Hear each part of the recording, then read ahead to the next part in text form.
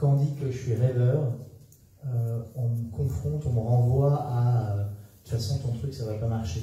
Et c'est vrai que dans mon quotidien il y a des trucs qui marchent pas quoi. En quoi ou comment je peux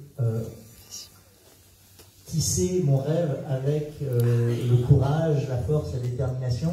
Dans ta tradition, il y a aussi la présence des guerriers arc-en-ciel, c'est aussi une voie de guerrier, la voie du rêveur.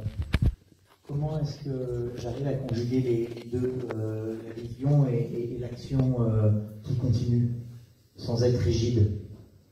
C'est une question pertinente, c'est une bonne question.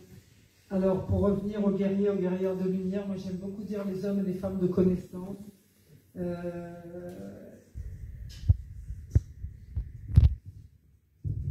Voilà, c'est expliquer comment arriver au rêve et à le manifester. Il y a vraiment, comme je vous ai déjà dit, il y a vraiment des pratiques, il y a vraiment des choses à faire.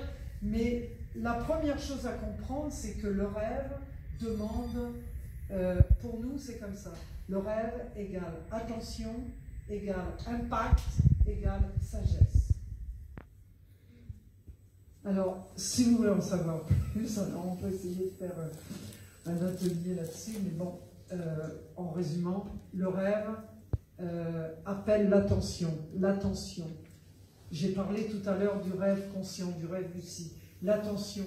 Être en attention permanente sur ce que nous rêvons, sur ce rêve. Parce que quand tu dis, oui, les gens, oui, ton truc, ça va pas marcher, mais le rêve, il a besoin d'être... il a besoin, c'est ce que je disais tout à l'heure, il a besoin de tout un matériel palpable pour se réaliser. Il a besoin d'un ancrage de ce rêve. Parce qu'il y a beaucoup de rêveurs, il y en a beaucoup, il y a beaucoup de gens qui rêvent, qui se perdent dans des dimensions comme ça, on ne sait jamais trop où ils vont. Après, il faut les ramener au lasso, on leur dit, reviens sur Terre. Et dans la tradition toltèque, il nous explique bien qu'il y a des gens qui sont moins rêveurs, qui sont des hommes de connaissance, qui vont chercher un rêve et qui le ramènent avec une grande attention, une attention, quand je dis attention, je me réfère à la conscience, à cet aiguisement de cette conscience, c'est-à-dire on est dans la tension du rêve, on voit le rêve, on touche le rêve, on a contacté le rêve, et là, on met tout en mouvement pour que ce rêve se manifeste. Et ensuite, comme je disais, le rêve, c'est l'attention. Ensuite, l'impact. Il y a un impact. Il y a un moment, il y a un impact. Et l'homme et la femme de connaissance, il est toujours confronté à cet impact.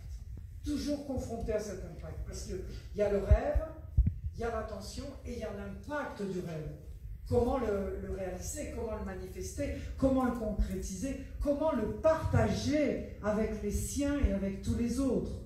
Donc il y a un impact quelque part qui se fait, et c'est cet impact qui fait que en arrivant de l'attention de l'attention à l'impact, il y a des codes qui se dévoilent. Parce que le rêve, il est comment on pourrait dire, on va le chercher, ce rêve, il ne vient pas, on le laissera venir, et non, il est là, et on le prend, et on est attiré, et on va vers lui, et on lui demande qui il est. Je veux dire, il y a des noms, il y a des formes, il y a des couleurs, il y a des notes, il y a tout un langage. Le rêve a son propre langage, et c'est à nous, en hommes et femmes de connaissance, d'aller à sa rencontre pour amener cet impact, pour qu'on puisse avoir accès à ces codes de sagesse. Et à partir de ce moment-là, n'importe quel rêve se réalise et se manifeste. Merci Sylvie. Dans ce que tu nous partages, il y a cette idée vraiment d'une conjugaison